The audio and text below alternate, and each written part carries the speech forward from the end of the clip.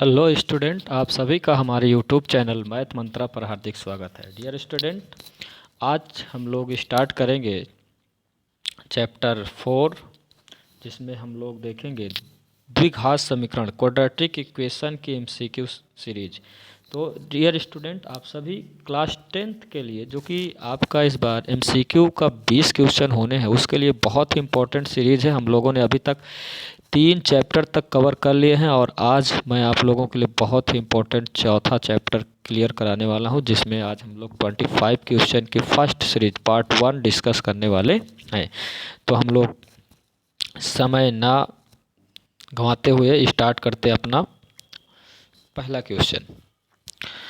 द्विघात सूत्र को किस वैज्ञानिक ने प्रतिपादित किया था? आप सभी को पता है कि द्विघात समीकरण का जो सूत्र है, सूत्र द्वारा हल करते हैं तो हम श्रीधराचार्य का नाम लेते हैं। श्रीधराचार्य जी ने सूत्र को क्या किया था कि बनाया था, अर्थात प्रतिपादित किया था। आगे नेक्स्ट अगला क्वेश्चन है, द्विघात समीकरण को पूर्ण हल देने वाले गणितज्ञ कौन थे? पूर्ण हल देने वाले जो गणितज्ञ थे उनका नाम था अब्राहम बार। क्या था? अब्राहम बार। राइट आंसर सी।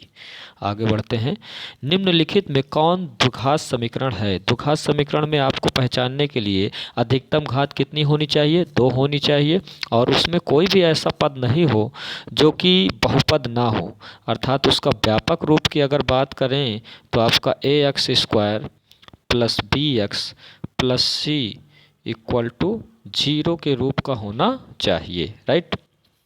तो इस प्रकार से अगर मैं देखूं तो यहाँ पे जो ऑप्शन दिए गए हैं, इसमें पहला ऑप्शन भी आपका देखें तो द्विघात समीकरण है, दूसरा ऑप्शन द्विघात समीकरण नहीं है, तीसरा ऑप्शन में घात 2 तो है लेकिन कैंसिल हो जाएगा, अर्थात जो आपका ऑप्शन होगा वो ऑप्शन नंबर ए द्विघात समीकरण ए है।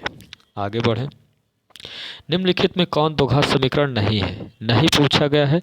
पहले में भी आपका 3 घातें हैं लेकिन वो कैंसिल हो जाएंगे तो ये हो जाएगा, दूसरा भी हो जाएगा, तीसरा, चौथा आप देखें तो अगर हम मल्टीप्लाई करेंगे तो इसमें 4 घातें होंगे, अर्थात ये राइट आंसर हो जाएगा।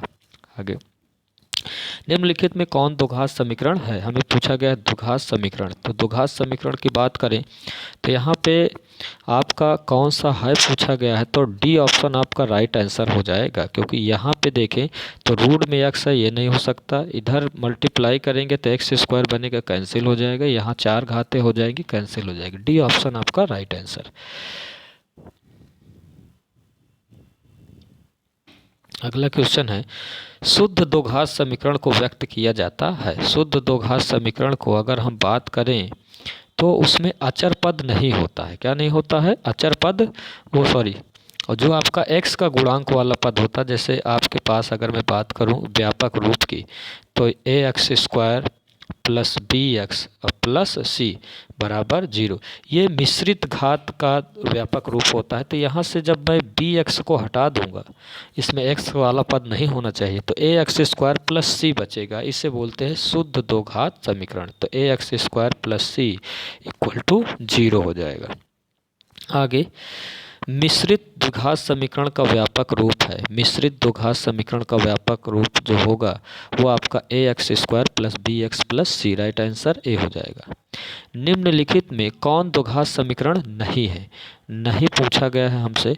तो आप देखें, यहाँ पे आपका 2 घात आएगा, यहाँ पे आपका 2 घात आएगा, यहाँ भी 2 घात आएगा, यहाँ पे 2 घात आएंगे, यहाँ पर 3 घात हैं, कैंसिल हो जाएंगे। तो यहाँ पे कैंसिल होकर के 2 घात में बचेंगे आपके।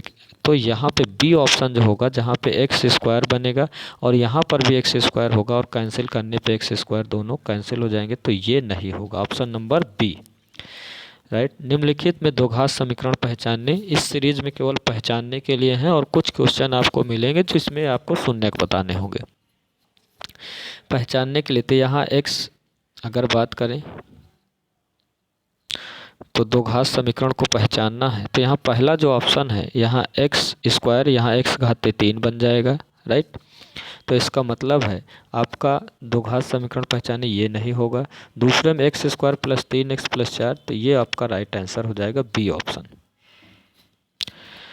निम्नलिखित में दो घात समीकरण पहचानने, फिर से हमें दो घात समीकरण पहचानना है। a इक्वल टू 0 है तो यहाँ a इक्वल टू 0 है तो आप समझें जब a का मान 0 हो जाएगी इसकी कहानी ख़त्म। तो एक घात का बन गया। यहाँ पे 4 का स्क्वायर है, एक घात का है। यहाँ x स्क्वायर गुणा करेंगे ये कैंसिल हो जाएंगे, ये नहीं होगा, अर्थात डी ऑप्शन आपका राइट आंसर हो जाता है। निम्नलिखित में कौन सा दो घात समीकरण है? दो घात समीकरण रूट में आ गया। यहाँ x देखिए तो यहाँ पे ये ऑप्शन कैंसिल, यहाँ 4 घातें बनेगी कैंसिल। यहाँ पे अगर हम स्क्वायर तोड़ेंगे तो ये इसमें ए प्लस बी का होल स्क्वायर तोड़ने पर ये जो ऑप्शन होगा क्यूब बचा रहेगा, ये नहीं होगा, अर्थात सी ऑप्शन आपका राइट आंसर हो जाएगा। आगे निम्नलिखित में कौन सा दो घात समीकरण नहीं है? हमें नहीं पूछा गया है तो आप देखिए पहले में 2x स्क्वायर है, ये भी हो जाएगा क्योंकि कैंसिल नहीं होगा। इसमें घात 3 है, इसमें भी घात 3 है और a क्यूब b क्यूब तोड़ेंगे तो क्यूब कैंसिल हो जाए, ये भी दो घात समीकरण होगा। x प्लस 3 का होल स्क्वायर करेंगे तो यहाँ पर भी घात 2 बचेंगे, ये भी हो जाएगा। अब हमसे पूछा गया नहीं है तो ये जो ऑप्शन होगा डी, यही आपका दो घात समीकरण नहीं होगा।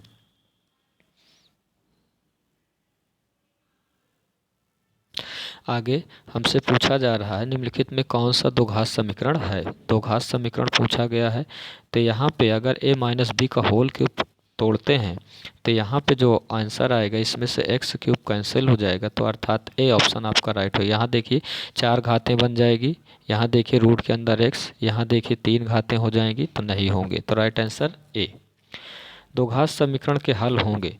जब हल पूछा जा रहा है तो हमें फैक्टर करके दिया गया दो घात समीकरण, हम इसे क्या करें 2x प्लस 1 इक्वल टू 0, तो 2x इक्वल टू 1 माइनस में और x इक्वल टू माइनस 1/2। तो x का मान -1/2 ऑप्शन नंबर डी में दिख रहा है, तो आप पहले ही आंसर बता दें कि -1/2 यहाँ दिख रहा है तो यहाँ हो जाएगा, राइट आंसर डी। आगे 15 में आपसे पूछा जा रहा है 7x square minus 13x minus 2 equal to 0 के हल समुच्चय होंगे। मैंने आपको पॉलिनोमियल्स में ट्रिक बताई थी और यहाँ पर भी वो ट्रिक आपको अप्लाई करता हूँ। अब देखिए 7 को पहले या तो हम फैक्टर करें, 7 को 2 में मल्टीप्लाई करेंगे तो आएगा माइनस का 14, तो हमें माइनस करने पर -13 मिले और मल्टीप्लाई करने पर -14 मिले। तो अगर -14 में से मैं एक को क्या करूं, कम करता हूं 14 में से, तो इतना आएगा आपका -13। अब 7 से इसे क्या कर दें, 7 आगे लिखा है तो इसे डिवाइड कर दे दोनों को, तो 7 से ये कैंसिल हो जाएगा, कितना बचेगा -2 और ये बनेगा 1/7। अब दोनों के साइन चेंज कर दें, माइनस में है प्लस में कर दे, प्लस में है तो माइनस में, तो 2 -1/7, 2 -1/7, राइट आंसर आपका बी हो जाएगा। आगे बढ़ते हैं। इसी प्रकार से x square minus 9x plus 18 के हल समुच्चय होंगे। हमें यहाँ पे प्लस करने पे -9 आना चाहिए और मल्टीप्लाई करें उन्हें तो आपका आना चाहिए 18। तो देखिए -6 और -3 को ऐड कर लेंगे तो आएगा -9।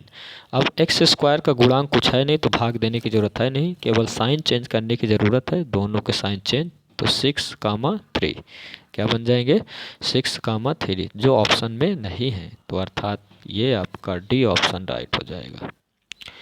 इसी प्रकार से 17 2x square minus 5x minus 3 हम लोग फिर से फैक्टर शॉर्टकट ट्रिक से करते हैं, जो कि बहुत ही आपका समय को बचत होगी। यहाँ पे 2 को 3 में मल्टीप्लाई करते हैं -6 आता है, तो घटाने पे -5, तो इसका मतलब -6 में से अगर 1 जब घटेगा तो -5 बचेगा। तो यहाँ पे अब 2 अगर है आगे a की वैल्यू अर्थात x स्क्वायर गुणांक उससे भाग देंगे तो यहाँ से ये कट जाएंगे, -3 बचे और इधर 1/2। अब इसमें साइन चेंज करने, ये प्लस ये माइनस हो जाएंगे, तो 3, -1/2, 3, -1/2, राइट आंसर सी। आगे बढ़ते हैं। 4x square minus 1 equal to 0 के हल समुच्चय होंगे।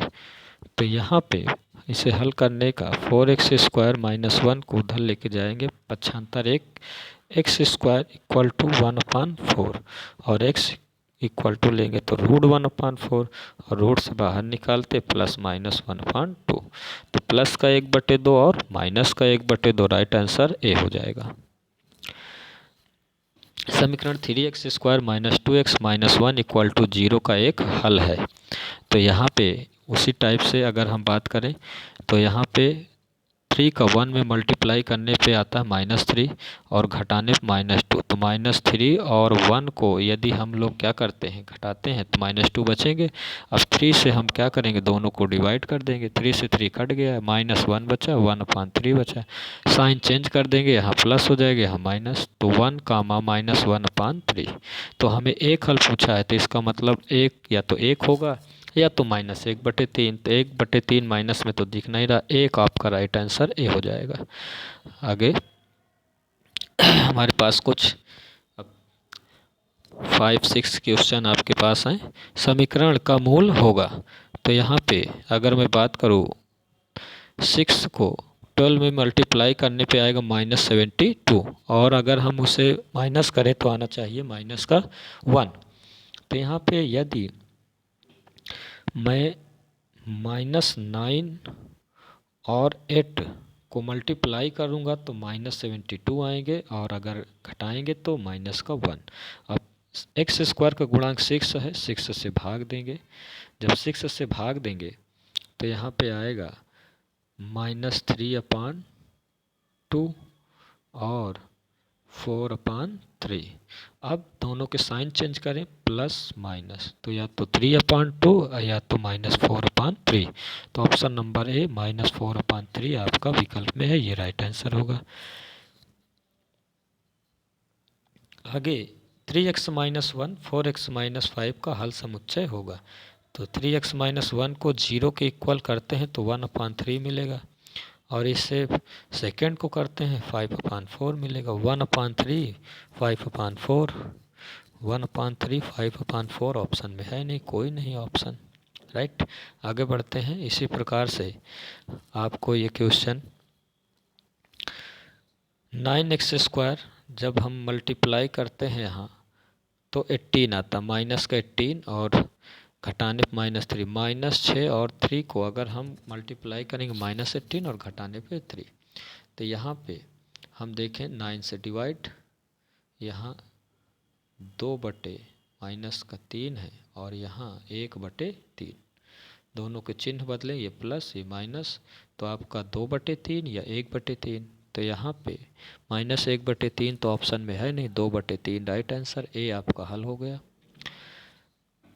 यहाँ पे अगर हम देखें का इसका एक हल है तो इसे पहले व्यापक रूप में लेके चलते हैं। 2y² -3/y इक्वल टू 1, तो यहाँ 2y है, यहाँ मल्टीप्लाई हो जाएगा 2y² -3 इक्वल टू y। अब y को इधर लेके आए, 2y² -y -3 इक्वल टू 0। तो आपका इक्वेशन बन चुका है 2y² -y -3 इक्वल टू 0। अब इसे फैक्टर करें तो मल्टीप्लाई करने पे 6, घटाने पर 1, तो अगर -3 में से 2 को घटाते हैं तो कितना आता है आपका 1 आएगा माइनस का, और मल्टीप्लाई करने पर 6। यहाँ पे 2 से डिवाइड करना है, 2 से 2 कटेगा, यहाँ -3/2, यहाँ 1, चिन्ह बदलेंगे तो प्लस का 3/2 और माइनस का 1 हो जाएगा, तो प्लस का 3/2 आपका राइट आंसर हो जाएगा। यहाँ 24 नंबर क्वेश्चन में x इक्वल टू अगर इस तरीके से आपको दिए जाते हैं तो हमें पूछा का क्या मान होगा। तो अगर मैं बात करूं इस तरीके से शॉर्टकट ट्रिक की बात करूं तो x इक्वल टू जो होगा इसके जो फैक्टर होंगे 8 × 7, ये जो होगा यही इसका आंसर होगा, बट जो इसमें छोटा होगा उसका चिन्ह क्या होगा माइनस में होगा, तो अर्थात -7, 8 आपका राइट आंसर हो जाएगा। x² + 4x + 5 के हल होंगे 1, 2 वास्तविक हल, इनमें से कोई नहीं, तो इसका हल क्या होगा वास्तविक हल होगा। क्या होगा वास्तविक हल होगा। तो आज के सीरीज में हम लोग 25 क्वेश्चन कर रहे हैं, आगे हम लोग ज्ञात करेंगे दूसरे में मूल ज्ञात करना।